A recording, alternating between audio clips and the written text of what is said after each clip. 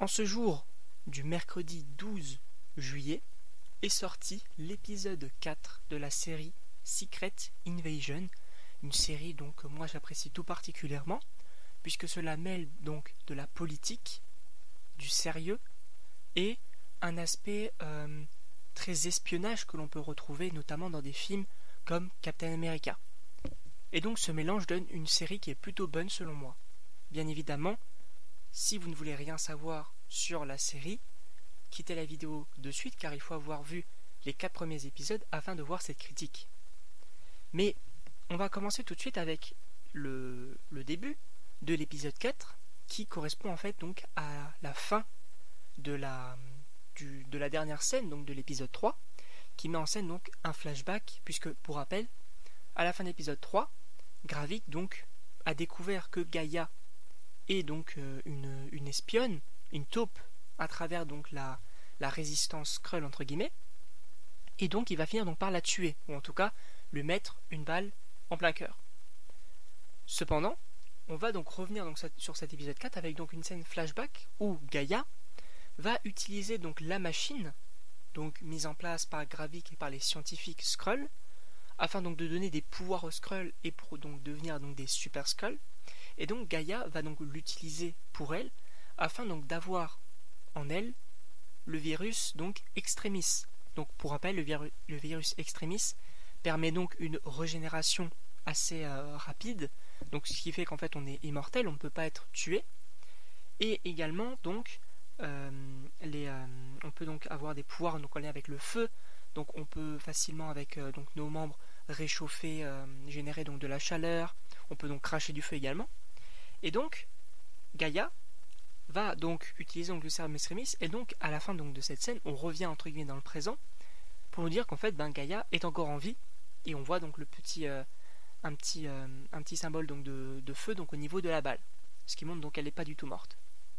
Et par la suite, on va retrouver du coup Gaïa donc avec Talos, et j'ai trouvé très intéressant leur relation, puisque Gaïa veut savoir qui elle est, et elle le dit elle-même, elle a une part de réponse avec donc son père, avec Talos, donc elle veut rester entre guillemets avec lui.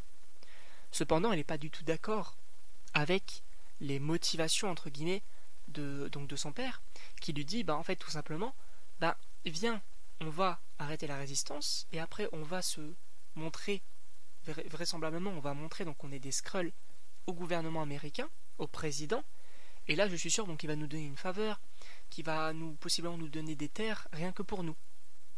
Et en réalité Gaïa n'est pas du tout d'accord avec ça.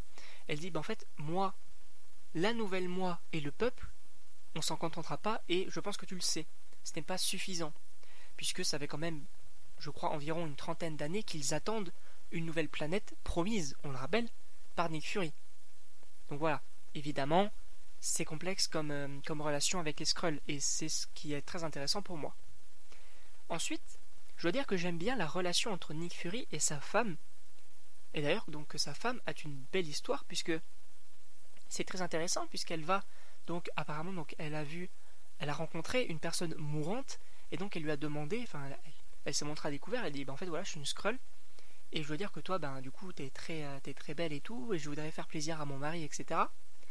Et donc du coup elle va prendre sa forme, et bien sûr, ce qui est très cool selon moi, c'est qu'en fait elle va pas simplement prendre sa forme, elle va lui demander l'autorisation de prendre sa forme sous 3 conditions: d'aller revoir ses parents, comment ça s'appelle, je ne sais plus la deuxième condition, mais elle va également, donc la troisième, c'est de ne pas tuer, de ne faire aucun mal à Nick Fury.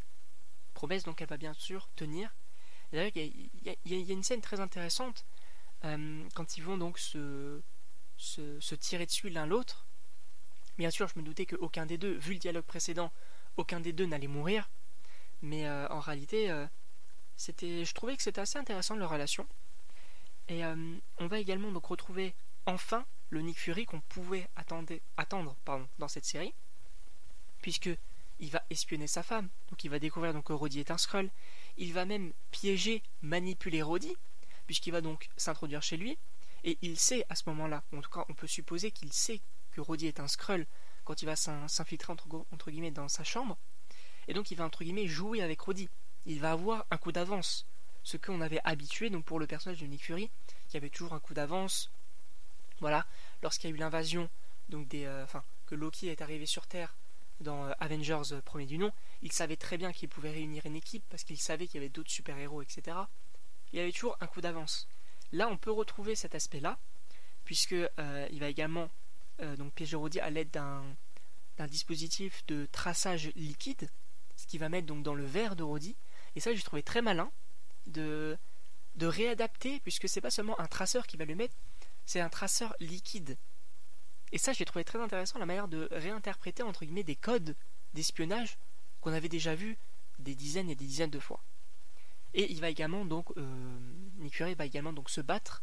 Alors, se battre aux armes à feu bien sûr, mais ça fait bien d'avoir ça fait du bien entre guillemets d'avoir un petit peu d'action dans cette série. C'est assez cool. Et oui, du coup, Rhodey est bel et bien un Skrull. On pouvait également bien sûr le savoir avec la fin de l'épisode 3.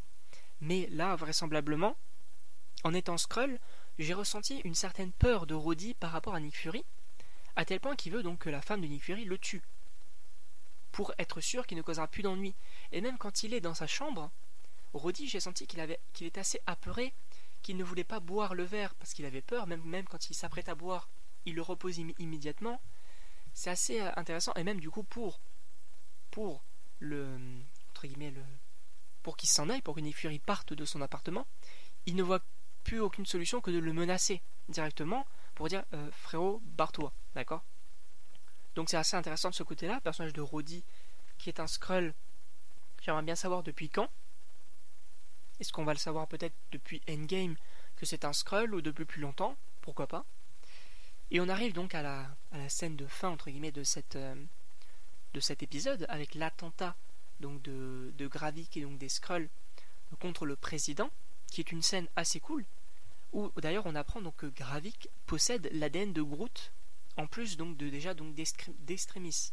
Donc ce qui fait donc qu'il a déjà deux entre guillemets super pouvoirs. Et la scène où est-ce qu'il prend un soldat américain avec donc les mains de Groot et qu'il le prenne et qu'il le tue simplement donc en forçant donc sur son membre de Groot tout simplement. J'ai trouvé ça assez intéressant. Et en plus on a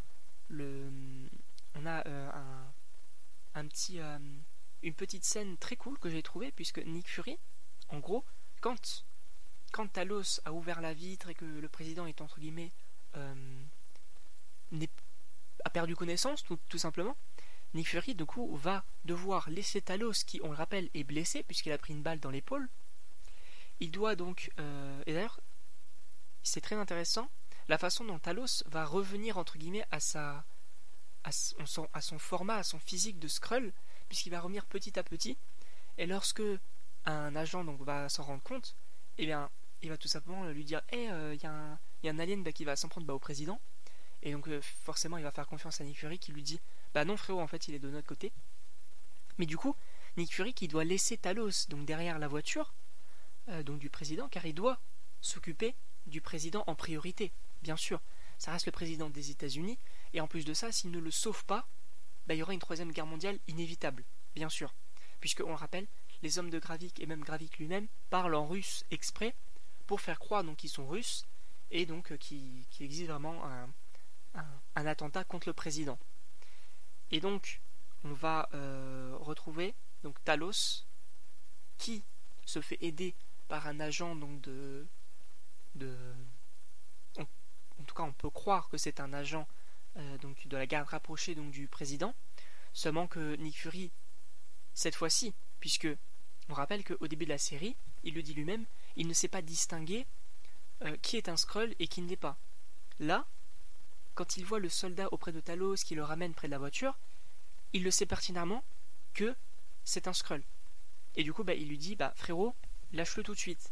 Seulement du coup qui va lui tirer dessus, mais en fait ça ne change rien, puisque c'est Gravik tout simplement qui va donc reprendre sa forme de Gravik et donc planter un couteau dans le cœur donc de Talos. Et bien sûr on va forcément Nick Fury donc en colère donc va tirer dans le visage de Gravik, seulement que celui-ci ayant Extremis, il va pouvoir régénérer entre guillemets sa joue, Et ça, j'ai trouvé extrêmement cool, notamment le visage de Nick Fury qui, là, encore une fois, va se sentir complètement perdu. Il va se sentir complètement perdu. Et par la suite, Talos meurt. Et oui, je vois déjà les gens qui disent oui, mais il est peut-être pas vraiment mort. Là, je pense que pour le coup, déjà j'imaginais bien Talos mourir dans cette série, pour que par la suite Gaïa reprenne donc reprenne donc le poste de leader des Skrulls, gentils. Et donc du coup, moi je pense vraiment qu'il est mort. Mais par la suite, qu'est-ce qu'on pourrait imaginer? Je pense qu'en vérité, Nick Fury, il va réellement péter un câble, puisque là, on rappelle qu'il a quand même perdu Maria Hill, donc une agent, sa sous-chef entre guillemets, qu'il connaît depuis extrêmement longtemps, et également Talos, qu'il connaît même, enfin Talos, il le connaît depuis plus longtemps qu'il connaissait Maria Hill. C'est vraiment une amitié qui dure, je crois, depuis environ 30 ans. Une amitié de 30 ans qui s'arrête maintenant, c'est assez compliqué. Donc là, je pense qu'il va vraiment péter un câble, tout comme Gaïa, qui, on le rappelle, donc voulait donc se rapprocher de son père pour savoir qui allait réellement. Et donc, je pense que les deux vont finir clairement par s'associer, puisque maintenant que Gaïa a Extremis en elle, je pense qu'il peut y avoir un combat entre Gaïa et Gravik. Est-ce qu'on pourrait nous ramener possiblement donc Monica Rambeau pour déjà faire un lien avec donc le film donc The Marvels et pour réintroduire le personnage pour le film où elle va apparaître donc The Marvels, pourquoi pas. Après c'est vrai que certaines personnes imaginent donc le personnage de Quake, donc un des personnages principaux de la série donc Agent of Shield, pourquoi pas. Après il faudrait trouver quand même un intérêt à ce qu'elle revienne et pas juste elle revient pour faire un caméo, ce serait un petit peu dommage. Donc pourquoi pas de ce côté-là. En tout cas, n'hésitez pas à me dire ce que vous en pensez dans les commentaires. N'hésitez pas non plus donc à aimer et partager. Et donc moi, il ne me reste plus qu'à vous dire à la prochaine pour une prochaine vidéo.